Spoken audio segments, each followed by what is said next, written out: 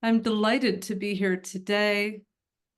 Thank you, Eric, for inviting me to speak. I'm delighted to be part of this project and to be with you all today. It's beautiful. Great collection of women. As Lakshmi said, my name is Anne Harrison. I'm known in the psychedelic community world as Annie Oak. I've created harm and risk reduction systems for psychedelic gatherings and communities since 2007. I'm going to talk today about how to develop safety systems for gatherings where people may be exploring psychedelics. I'm also going to talk about some safety considerations for evaluating facilitators and retreat centers and other spaces where psychedelic substances are used. And I'd like to start by acknowledging contributions made by some of the historic psychedelic communities that have, for more than 50 years, really developed culturally appropriate ways to care for people in altered states of consciousness. I'm sitting here in the middle of the Haight-Ashbury neighborhood in San Francisco, where many of these communities came together in the 1960s and 70s, and where we keep the psychedelic community flame lit and moving forward.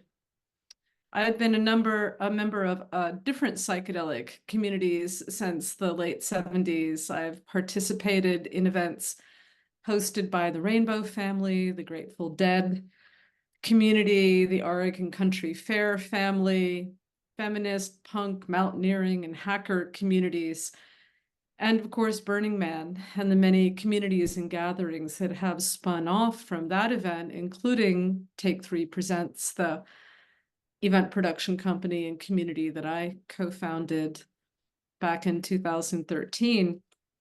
In all these communities, there were groups of people who took steps to try to reduce conflict and disputes, care for people in distress, and create a safer container for people having transformative experiences with psychedelic materials, but also through music and art and all-night parties. There are many ways to have an altered state of consciousness. I think that the right to change your consciousness without abuse or harassment is a civil right, and that this is a civil rights movement. Empowering people to do this without coercion, harassment, or assault is what I call radical risk reduction. And this approach makes use of limited resources and largely volunteer efforts, because that's the situation for many grassroots organizations. And all the systems and ideas that I've developed for the communities that I've been part of, I try to make inexpensive, scalable, and replicable.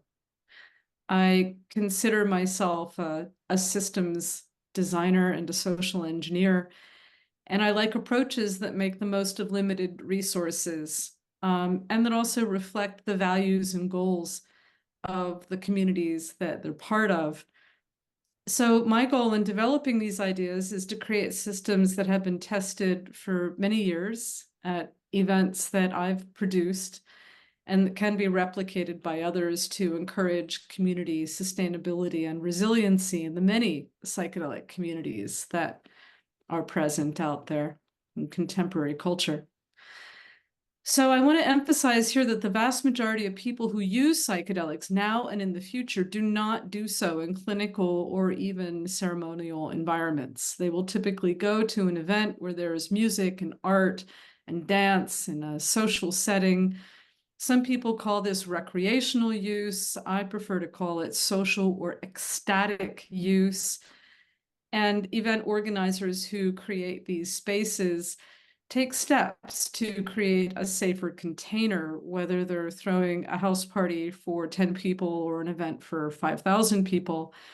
This idea of creating a container that includes art and theater and music stretches all the way back to Eleusis, of course, the Greek gathering that took place for more than 2,000 years. I think one of the first steps in creating a safer container for your community is to first identify people in your community who show certain character traits, who are helpful to others. Watch how they behave. See if they model the following values. Are they kind? Are they calm? Are they helpful? Do they have respect for others? Are they courageous? Do they have a sense of humor, and can they laugh at themselves? Do they value other people's privacy and dignity?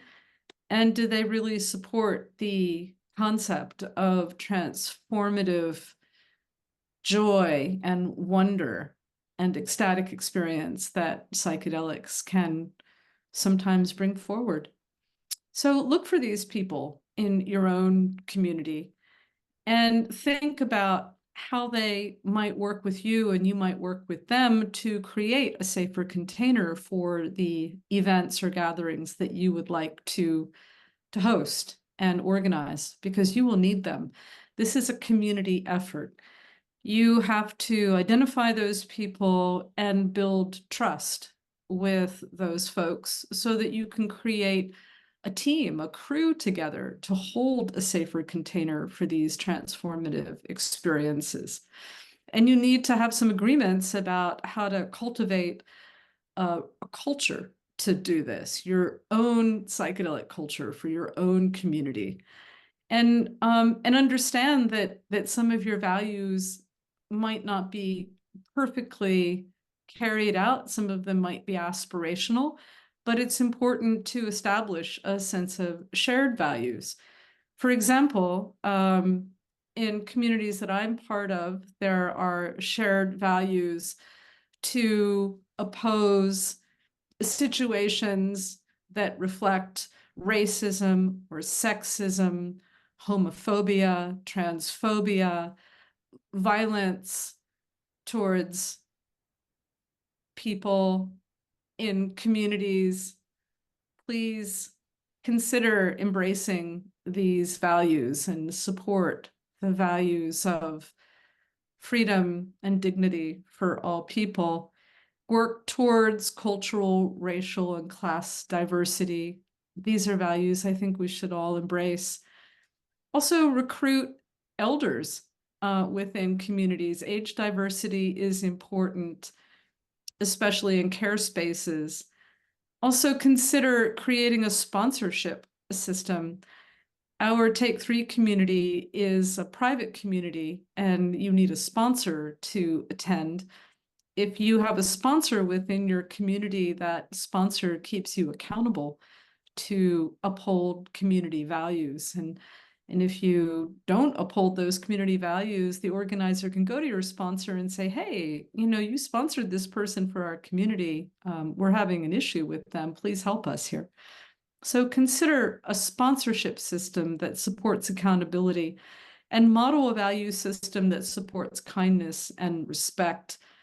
State clear consent policies for physical and sexual contact. This is really important for communities. Have a written consent and community agreement policy for issues like that. Publicize your consent policies and emails on your website and discussions. And consider, if you're going to have sexual themed art, supporting an opt-in protocol for people entering into artistic spaces that include erotic art. We do this in our community. You might want to consider a media policy with expectations for photos. Do you have a requirement to request permission before you take a photograph at your event? What are the options for privacy in this age where everyone's moment is captured and uploaded to Instagram? Do you have a private space within your community to have transformative experiences without having your image captured by others? Consider that.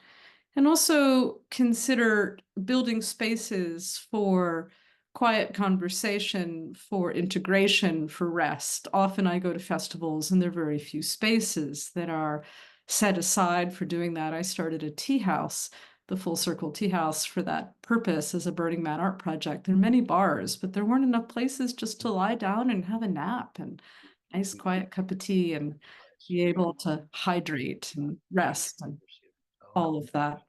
So consider that.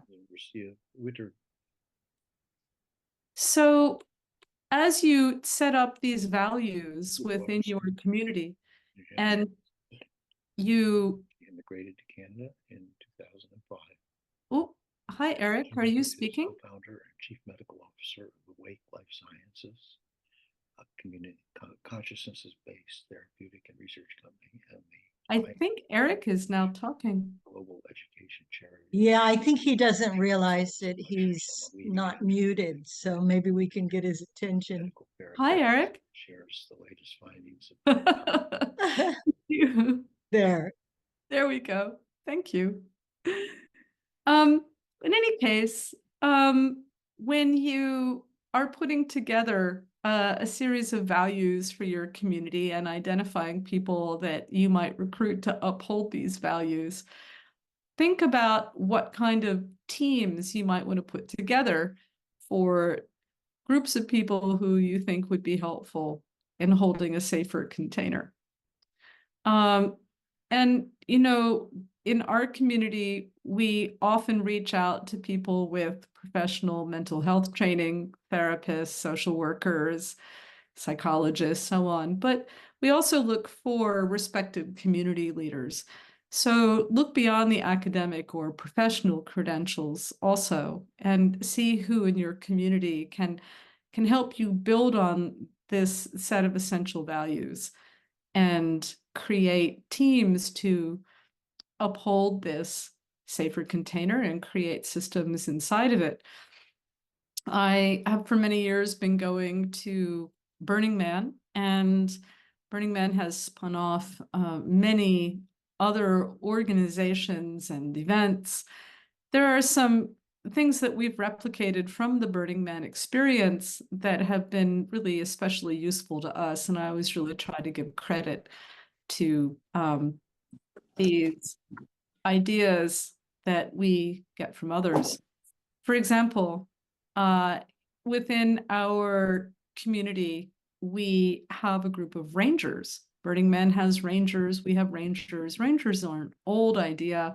This is not a law enforcement organization. This is a volunteer organization of people who can assist participants and help others to be more comfortable at your event. So we have our own group of rangers. We also recruit mental health professionals for a crisis intervention team, which is our mental health support team. And we have a group of mediators that mediate year-round conflicts within our community. So consider putting together a mediation group to de-escalate and address conflict. Conflict is an undervalued risk reduction issue. A lot of communities have exploded due to unresolved conflict. And within your mediation team, put together your own protocols for how you'll be mediating conflict, publish those protocols, make it easy for people to bring their conflicts to your mediation team. Describe actions and consequences for violation of community values. Consider paying members of your mediation team. It's hard work. It's often a lot of emotional labor. And also consider that if you're going to put together a care team, consider putting together a quiet space for your participants to be able to step outside of the event or the gathering and just gather themselves together.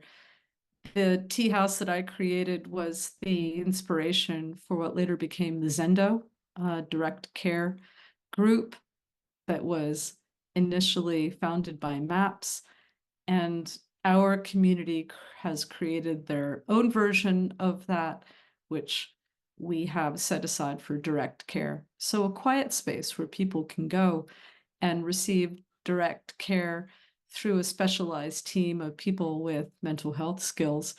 Just sometimes they need to rest and hydrate and sleep. Someplace that's a little bit more focused on their well-being than just the tea house. Also consider having professional medics on hand for your events. Certainly at Burning Man, they have an entire medical unit in addition to their crisis intervention team.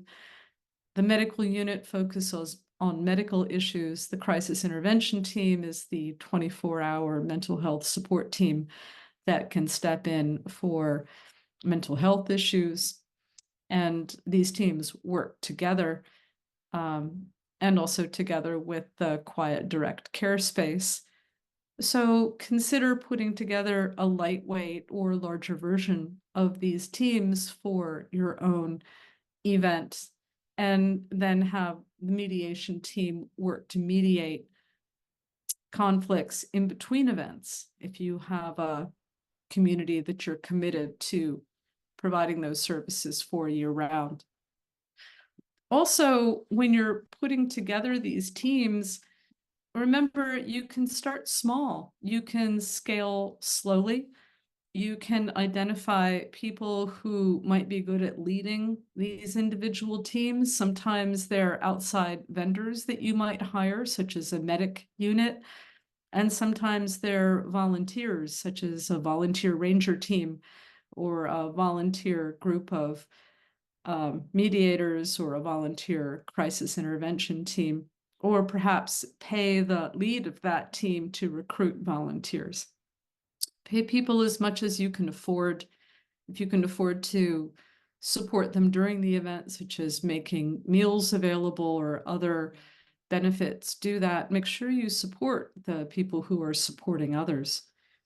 And also stay alert for signs of burnout or resentment or other feelings like that among the people who are providing this support. It's important to support those folks and in all ways that you can as well.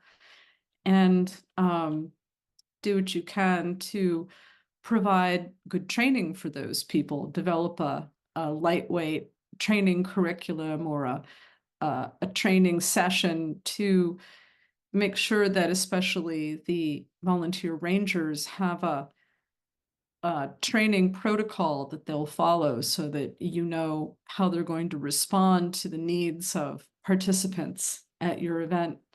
There are a number of ranger training protocols available to look at. Certainly Burning Man has one. We have one of our own.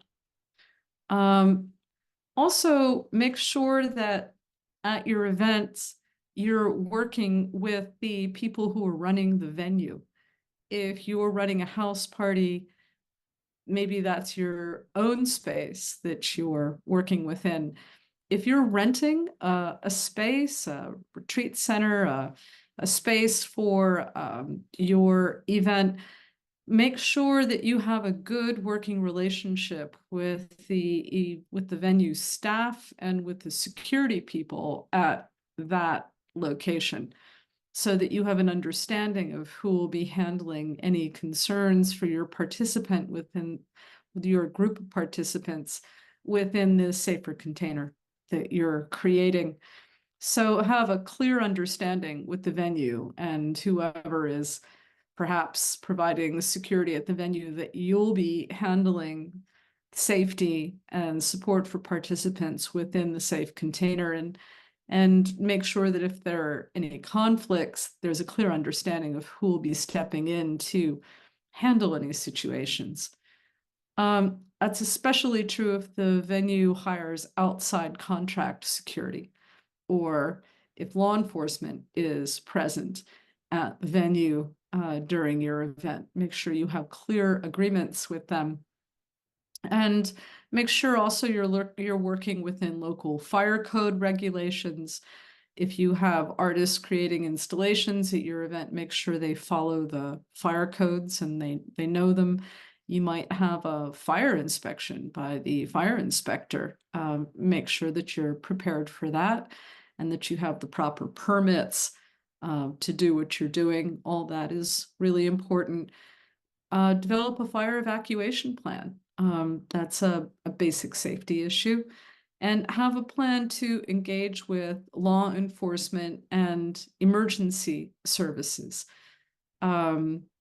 If you do not have law enforcement on site and you have to engage with law enforcement that arrives at your event, make sure that you have a person on your staff designated to be the point person for law enforcement. And if they're going to do that throughout the event, make sure they're available 24/7 or that they share those duties with other people who are available 24/7. Make sure that you also have a plan for emergency medical evacuation. If you're working with medics, make sure those medics have an understanding of how to call an ambulance if needed and evacuate somebody for additional medical care. Make sure that that system of a handoff to local emergency services is really thought through prior to your event. It's important for the basic safety of participants as well to have a medical emergency plan. And then there are other types of safety issues to be alert for. Do you need to recruit volunteer paid lifeguards? Do you have a pool or a body of water at your event? What about people getting lost in the woods if your event is in the forest? Do you have a search and rescue plan? What if a rattlesnake shows up? It's happened at our events in the woods. Do you have a designated snake handler to lovingly relocate that rattlesnake from someone's campsite? Things like that. Think about those kinds of contingencies. Also, be alert for the volume of the noise or music on stage. Make sure that there's an agreement for volume control so that people can get some rest at your event. So DJs like to sometimes crank it up, and it's important to have some agreements about setting volume levels that are appropriate to your venue and the neighbors, and make sure that those agreements are in place before your event. Also, encourage participants at your event to support a culture of safety so that they can help uphold the safer container for your event. You might want to tell participants, for example, what to bring for their comfort. Have like a survival guide. That's what Burning Man does, and this has been replicated by many other organizations. Bring a water bottle so you can hydrate, bring a hat if it's hot and sunny, sunblock, warm clothes if it's going to be cold. Suggest some things that participants can bring for their own health and safety. And also rules of engagement, consent agreements, golden rules, rules about art, how to find help if they need it, how to deal with conflict if they find themselves in a conflict. Make sure that this information is shared in emails or on your website. It's especially important also for people to know how to contact your organization or group after the event if they want to report something that happened at the event. This is what our mediators do. Make sure they know how to reach the mediators via an email address or whatever is appropriate for your community. We also, at our events and now at an increasing number of events, we help to really support and pioneer this. Make sure that you have access, if you can do this, to on-site free, no questions asked drug checking services. With the presence of adulterated substances and especially fentanyl in various drug supplies, it's important for people to have access to services that can help them test their substances. We work directly with the nonprofit DanceSafe, which brings in drug checking services through their FTIR machines, or they provide reagent testing. And it's important that people are aware of these services and they can access these services to avoid inadvertent opioid overdose or other situations where people are taking substances they don't expect to take, or adulterated substances. This is an essential safety service.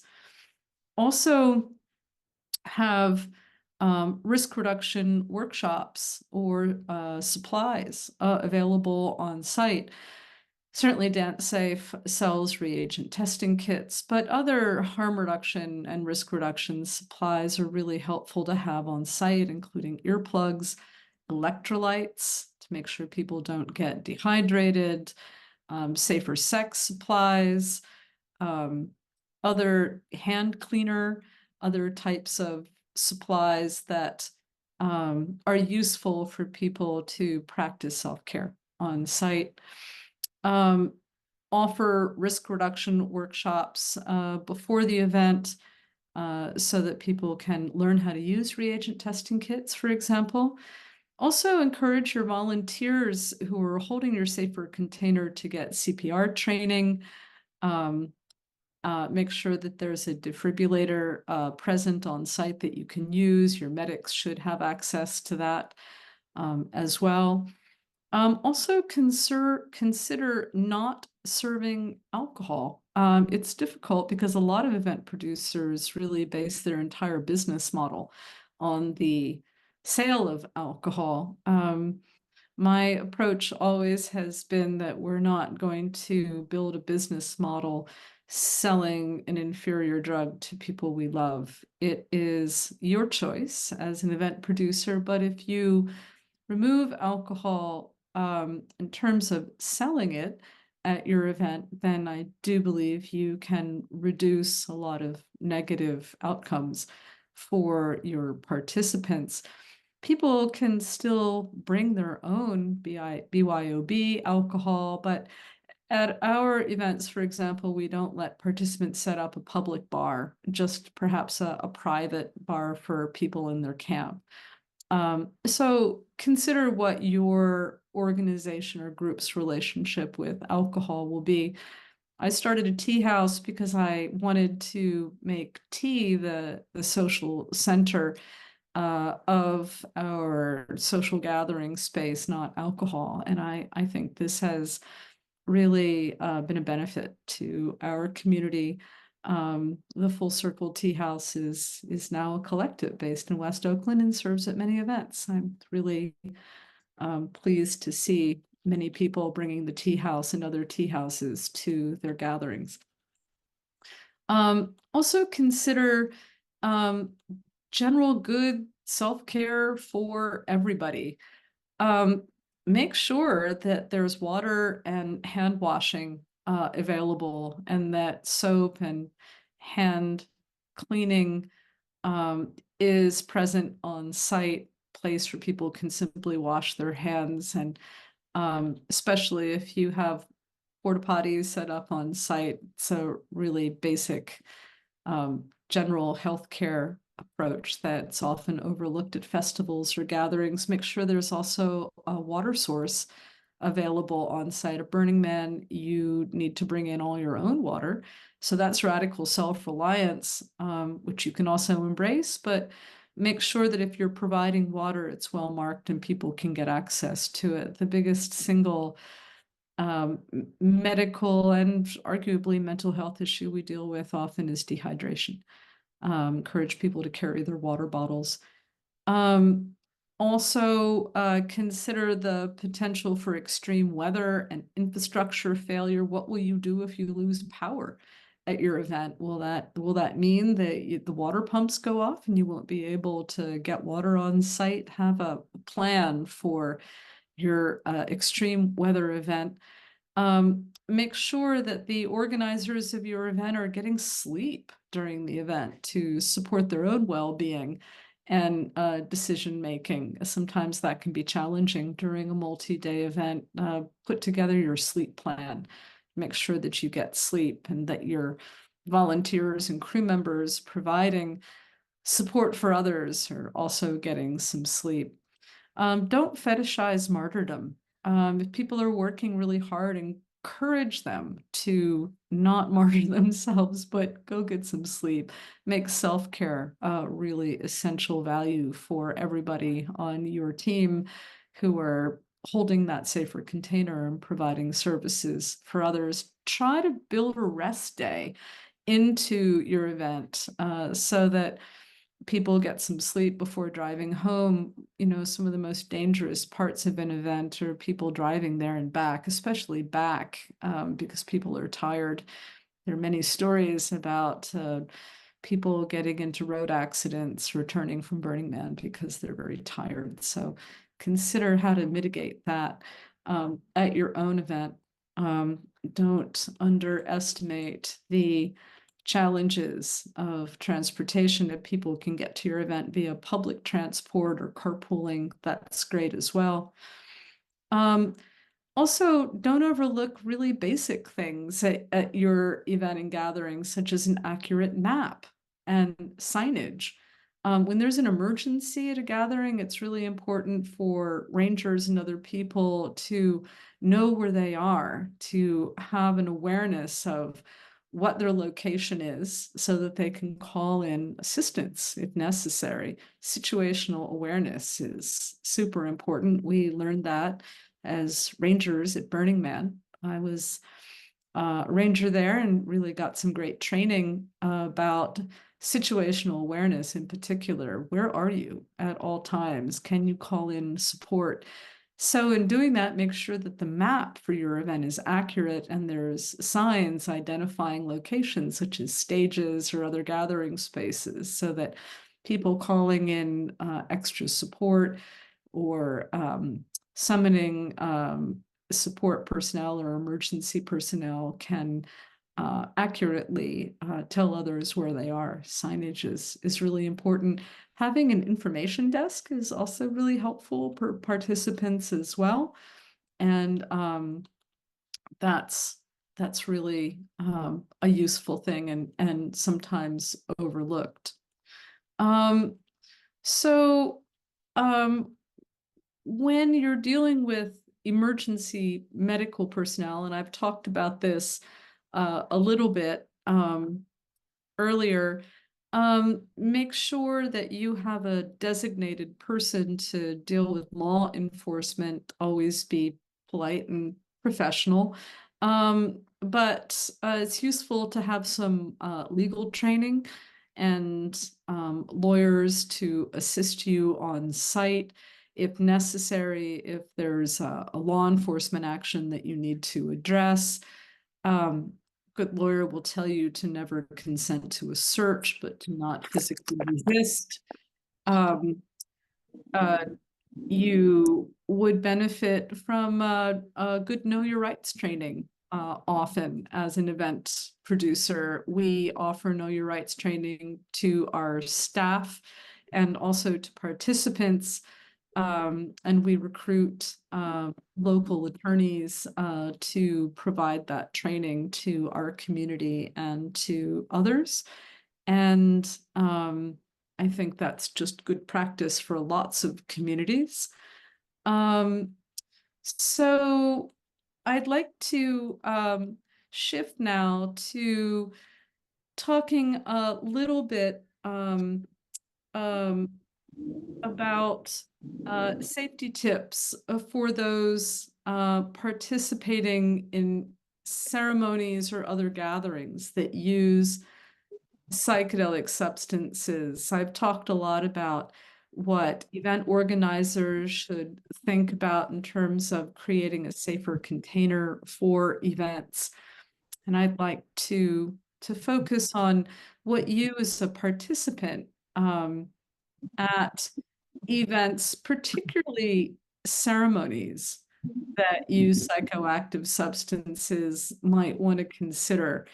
Back in 2010, the Women's Visionary Council, which hosted and still hosts the Women's Visionary Congress, began to get reports from people who were attending then. This was back then just starting ceremonies that use psychedelic substances. And we started to get reports about people, particularly women, but not always, who were being sometimes disrespected in these ceremonies, or not treated appropriately in ceremonies that use psychedelic substances. So in addition to posting these suggestions that I've just been talking about for event producers to hold a safer container, we posted 20 safety tips for people participating in ceremonies that use psychoactive substances. And we posted these in 2015, and I think they've held up pretty well. So I'd like to go over some of these safety tips, and then I'll take some questions on both pieces of information that I've been relaying today. So number one, if you're going to participate in a ceremony that uses psychoactive substances, and I think this extends also to working with therapists, licensed and unlicensed, both above ground and in the underground, make sure you do your basic due diligence and understand who it is that you're working with ahead of time. Check out the reputation of the healer or shaman or facilitator that you're considering working with. If possible, talk to people who have worked with this person and their assistants. Search online for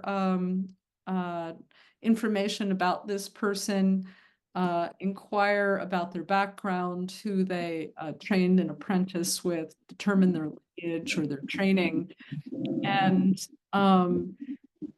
seek out people whose backgrounds you can verify. Ideally, get referrals from people they've worked with, and be alert for any potential ethics violations that come up.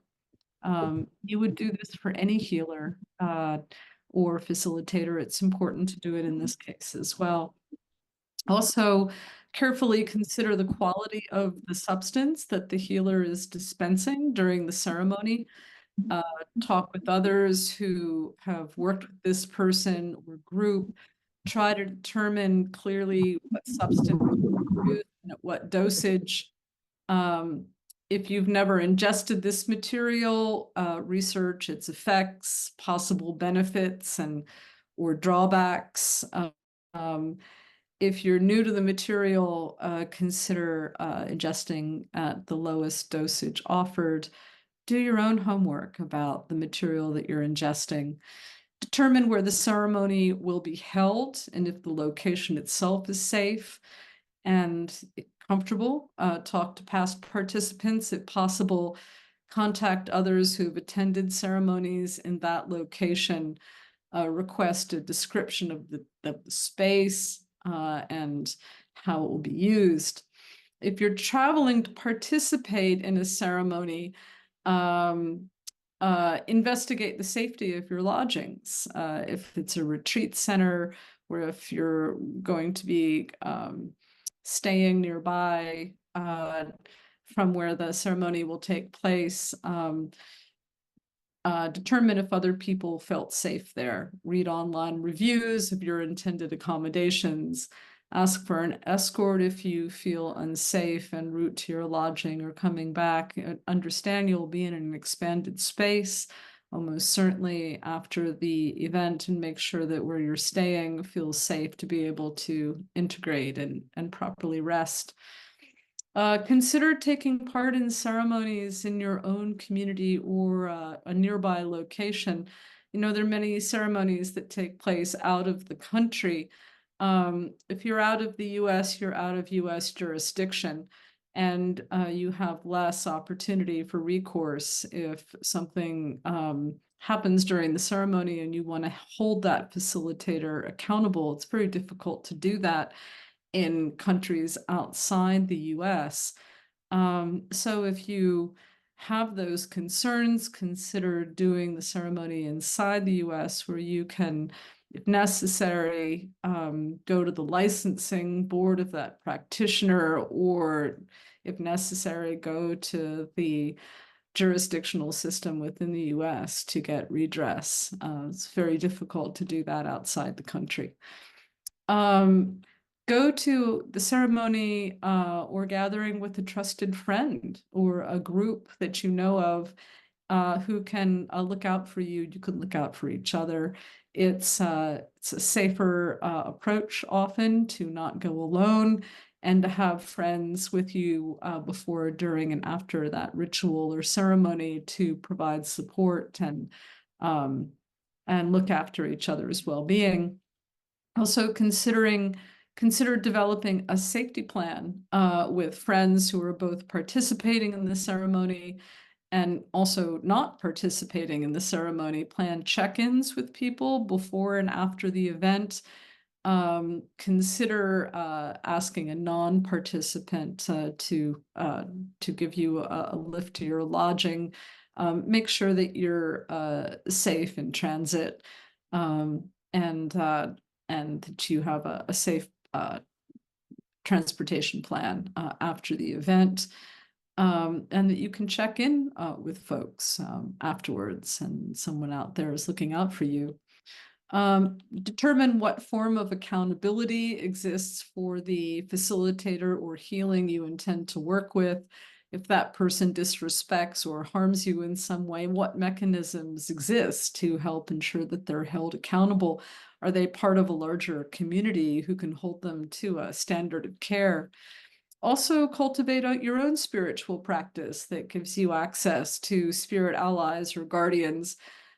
People often in the course of their ceremony ask for assistance from your own guardian angels, and consider thinking about that ahead of time and maintaining an open channel with your own spiritual guides. Make a good habit also of setting good physical and psychic boundaries for yourself, and focus on this skill in the weeks leading up to the ceremony. Learn how to set up a protective energetic shield around yourself if necessary, and understand that these measures can be modulated to permit exposure to beneficial energies as well. Come to the ceremony with a clear intention. Decide what you want out of the experience. Take stock of your present strengths and weaknesses. Perhaps prepare a question or a query that can help shape the experience. Cultivate your own overall health and well-being before the ceremony. Arrive rested and fully present. Be wary of physical contact with other participants. Do not attempt to intervene or assist others. That's the role of the facilitator. If a healer or facilitator or apprentice touches you during the ceremony, be aware of where they're placing their hands, and if that encounter feels sexual. If you're uncomfortable with that touch, express your displeasure or discomfort clearly. And if possible, move away, ask for assistance from others leading the ceremony. Take action so that you can feel safe and respected. And after the ceremony, take special care of your physical and mental state. Rest, hydrate, eat nourishing food. Support your own process of integration, whether that's provided by the ceremonial facilitator or not. Make sure that you have a space to integrate. And check in with the healing and their healer and their assistants or the facilitators after the ceremony, and give them your impression of the experience, so that you can provide feedback. If there's any negative feedback that you feel is important, consider having a neutral observer present during this conversation. And remain protective of your personal space after the ceremony, where you might be in an expanded or vulnerable state. Be alert for any romantic or sexual overtures from anybody, facilitators or participants or others. Really protect that space and allow yourself time to rest and integrate before and having those kinds of encounters. It's really important just to respect your own process. Also, consider writing a review of your experience, making your thoughts known to others in an appropriate venue or space that can be beneficial to future participants who are looking for information to do their own due diligence, and acknowledge and give thanks to ceremonial and therapeutic practitioners whose actions reflect the highest degree of integrity and ethics, and really support that within communities that you're part of, and encourage people to promote that in their own training. So those are some thoughts for both event producers and organizers and people participating in ceremonies that use psychedelic materials. I'd be happy to take some questions from people if you have them. Thoughts and questions?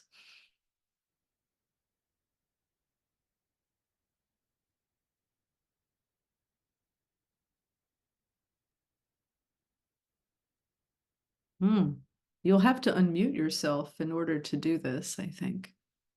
Yeah. I wanted to wait a few minutes to see if anybody else has a question, but I do have a question. Please. No one does. So, so Annie, can you go back to what inspired you to start this a long time ago, and and actually, what I'd really like to know is, it's obvious from your talk that this is hard-won experience. You've done this for a long time and you've learned all these things, and it takes a lot of effort to actually hold a party, whether it's a party or whether it's a ceremony together like this. What inspired you to start this a long time ago when you did? That's an interesting question. Well, when I was very young and participating in different psychedelic communities, as I've said, I've been a member of a number of them. I was one of those baby deadheads, those young women that you see dancing in front of the stage.